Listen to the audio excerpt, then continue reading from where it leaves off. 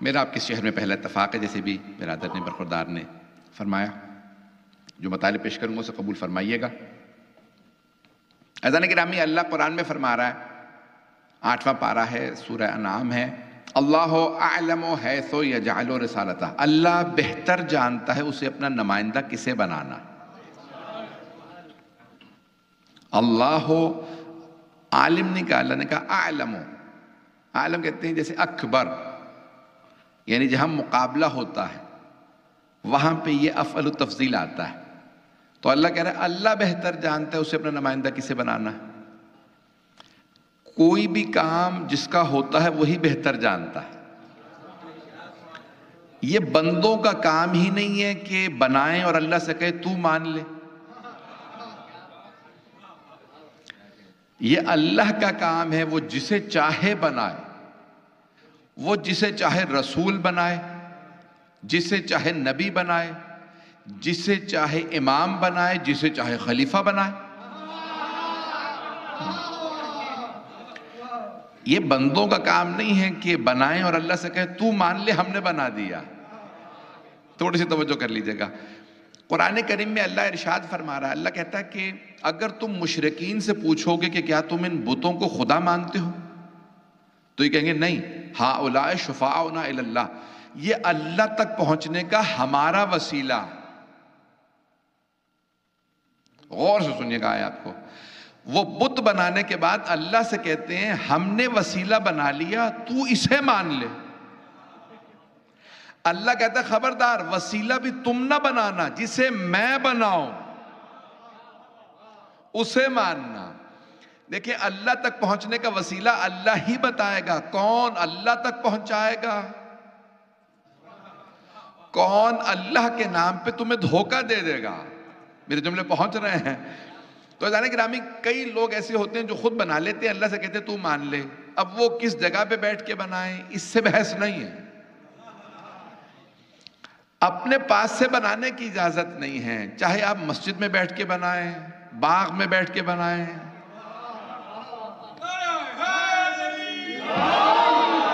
میرے جملے پہنچ رہے ہیں تمام حضرات تک؟ تو عزیزان گرامی، اب کام یہ ہے کہ انسانوں کا کام یہ ہے کہ اللہ جسے بنائے اسے مان لے. اللہ نے یوم الست بنایا تھا حضرت آدم علیہ السلام کو، فرشتوں سے کہا میں نے بنایا ہے مان لو. صلوات پڑھیں محمد وعلی محمد، محمد وعلی. توجہ ہے نا عزیزان گرامی؟ تو اب اللہ نے کہا میں نے آدم کو انی جاعل فی الارض خلیفہ، میں زمین پہ خلیفہ بنا رہا ہوں. تو اللہ نے ایک مرتبہ سارے فرشتوں سے کہا جب میں اپنی روح پھونک دوں تو تم اس کے سامنے سجدہ کر دینا. فَإِذَا نَفَخْتُ فِيهِ مِن رُوحِي فَقَعُوا لَهُ ساجدين، جب میں اس میں روح پھونک دوں تو تم سب سجدے میں گر جانا. اللہ کہہ رہا ہے سارے فرشتے سجدے میں گر گئے الا ابلیس.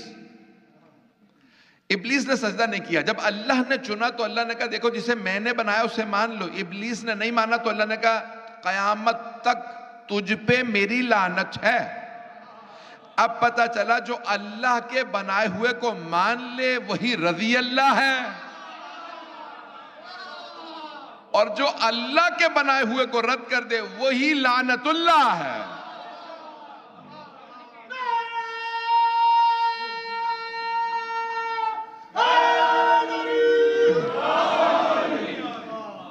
پورا حکمت اور نظام سمجھ میں آ رہی ہے اللہ کے بنائے ہوئے؟ تو اللہ نے ایک نظام بنایا. تو عزیزان گرامی، اب آئیے ذرا، ایک خطبہ ہے جو خواجہ نصیر الدین طوسی کا خطبہ ہے. شیخ طوسی سے مشہور ہے لیکن خواجہ کا خطبہ ہے یہ، جو انہوں نے ہمارے 14 معصومین علیہ السلام پہ پیش کیا ہے. آپ نے سنا ہوگا بہت سے علماء ممبر سے پڑھتے ہیں کہ الصلاۃ والسلام علی صاحب الدعوۃ النبویہ والصولۃ الحیدریہ وعصمۃ الفاطمیہ وحلم الحسنیہ وشجاعۃ الحسینیہ وعبادت السجادیہ. تو امام زمانہ پہ جب درود بھیجا انہوں نے نا، تو ایک ایک کا نام لیے کہ بھیجا کہ کون ہے امام زمانہ؟ جو رسول خدا کی دعوت کے وارث ہے. رسول خدا نے دعوت اسلام دی. آج میں 14 کو جو اپنے حساب سے پیش کروں گا اور 11ویں امام سے متعلق جو مطالب پیش کروں گا، یہ میں نے ساری تمہید باندھ دی ہے. اب اللہ نے جسے چنا ہے اسے ماننا لازم و ضروری ہے. تو عزیزان گرامی، خواجہ نے جو خطبہ دیا اس میں فرماتے ہیں کہ کون ہے امام زمانہ؟ جو رسول خدا کی دعوت اسلام، رسول خدا کی دعوت کہ آپ نے ساری کائنات کو، دنیا کو دعوت دی کہ اسلام کی طرف آ جاؤ. تو امام زمانہ کون ہے؟ اس دعوت نبوی کے وارث ہیں. والصولۃ الحیدریہ، سواد سے سولت ہے. اب یہ سولت کیا ہے؟ یعنی جس نے بے خطر ہو کے کہا ساری دنیا ایک طرف ہو جائے یا رسول اللہ میں آپ کے ساتھ کھڑا ہوں. یہ ابو طالب کے خون کا اثر تھا کہ ایک بچے نے کھڑے ہونے کے بعد کہا یا رسول اللہ دیکھنے میں میں بچہ ہوں، میری ٹانگیں بہت پتلی پتلی ہیں. غور سے سن لیجیے گا جملے. مولا امیر نہ بہت پتلے دبلے تھے. عزیزان گرامی، مولا امیر علیہ السلام نے فرمایا یا رسول اللہ میں دیکھنے میں بچہ ہوں، میری ٹانگیں پتلی ہیں، لیکن میرا آپ سے وعدہ ہے میں آپ کے ساتھ کھڑا رہوں گا اور آپ کے دشمنوں کی ہڈیاں توڑ دوں گا. دیکھیں جملے مولا نے جو ادا کیے ہیں نا، یہ طبری نے لکھے ہیں I will break down the bones of your enemies، میں آپ کے دشمنوں کی ہڈیاں توڑ دوں گا. مولا نے فرمایا تھا، کر دکھایا. بھئی بہت سے لوگ دعویٰ کرتے ہیں لیکن ڈٹتے نہیں ہیں. مولا نے جو دعویٰ کیا اسے پورا کر دکھایا. آپ نے فرمایا یا رسول اللہ میں آپ کے ساتھ کھڑا رہوں گا. اب دیکھیں ساری دنیا ایک طرف ہو جائے، مولا نے فرمایا میں آپ کے ساتھ کھڑا رہوں گا، آپ ہی کے ساتھ رہوں گا.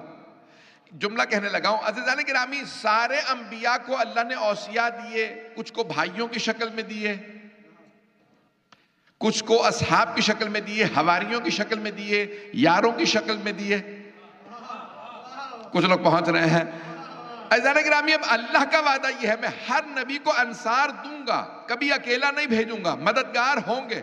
میرا دل کہتا ہے روز قیامت جناب یوسف علیہ السلام کہیں گے پروردگارا مجھے 11 بھائی نہ دیتا، تو نے بہترین بھائی اپنے نبی محمد مصطفیٰ کو علی کی شکل میں دیا، مجھے اگر علی نہیں دینا تھا تو کوئی عباس ہی دے دیتا.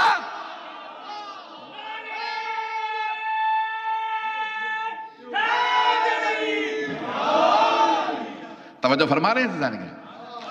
یہ میں نے تمہید میں زیادہ وقت تو نہیں لے لیا، چلتے رہیں گے میرے ساتھ. عزیزان گرامی، اب اللہ نظام بنانے والا ہے، کائنات کا نظام اللہ نے بنایا ہے، اور یہ ہمارے بس کی بات نہیں. میرے بہت قبہ مقدس کے بہت مقدس مرجع بھی گزرے، استاد گزرے ہیں، مرحوم فرماتے تھے، کہتے تھے کہ تبلیغ کے لیے نبی کے سینے کی ضرورت ہے. وہ کہتے تھے مجتہد تو کوئی بھی بن سکتا ہے، مبلغ ہر آدمی نہیں بن سکتا. میں نے تو کہہ دیا. ایسا نہیں کہ مبلغ بننا زیادہ مشکل. کیوں؟ تبلیغ انبیاء کا شیوا ہے. بڑے بڑے قابل لوگ ہوتے ہیں، مبلغ نہیں بن پاتے. تبلیغ جب تک توفیق نہ ہو، اور سید الشہداء کے منبر پہ بیٹھنے کے لیے جب تک حضرت عباس کی تائید نہ ہو، یہ انتخاب کرتے جناب عباس علیہ السلام. تو جو جملے پیش کر رہا ہوں اس کو غور سے سنیے گا. عزیزان گرامی، اب اللہ سبحانہ وتعالیٰ نے ساری کائنات کا نظام بنایا تو اس نے انتخاب کیا ایک ایک ہستی کو، رسول خدا کی دعوت اسلام، سولت حیدری. سولت یعنی بے خطر. مولا امیر علیہ السلام میں اللہ نے ایک مثال دی ہے. دیکھیں ہاتھی سب سے بڑا جانور ہے، شیر میں سب سے زیادہ طاقت نہیں ہوتی،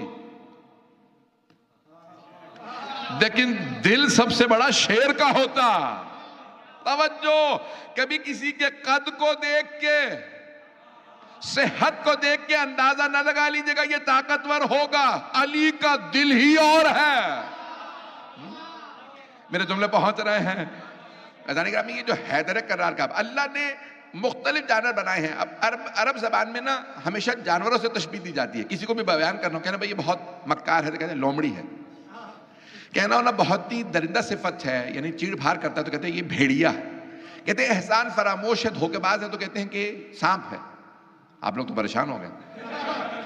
تو مختلف عربی میں یہ جتنے بھی جانور ہیں نا ان سے تشبیہ دی جاتی ہے. کہتے ہیں کہ بھئی یہ بہت یعنی ہمیشہ صرف کیڑے نکالتا ہے، یا مثال کے طور پہ صرف برائی کرتا ہے تو کہتے ہیں مکھی صفت ہے. شاید آپ نے کبھی غور کیا، مکھی ہمیشہ زخم پہ بیٹھے گی، کبھی صاف جگہ نہیں بیٹھتی ہے، گندگی پہ بیٹھتی ہے، زخم پہ بیٹھتی ہے. تو عربوں نے ساری تشبیہات جانوروں سے بنائی ہیں. اگر کہنا ہو نا یہ بہت بہادر ہے تو کہتے ہیں شیر ہے. تھوڑے سے توجہ کر لیجیے گا. عزیزان گرامی، جنگل کے شیر کا اتنا روب، اور اگر کوئی اللہ کا شیر ہو،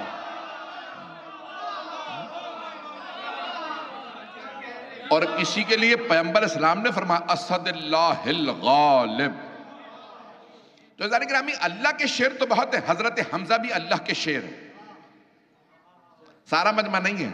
حضرت حمزہ علیہ السلام بھی اللہ کے شعر، حضرت جعفر طیار علیہ السلام بھی اللہ کے شعر، حضرت عباس علیہ السلام اللہ کے شعر. لیکن اسد اللہ بہت ہے، لیکن اسد اللہ الغالب صرف علی ابن ابی طالب.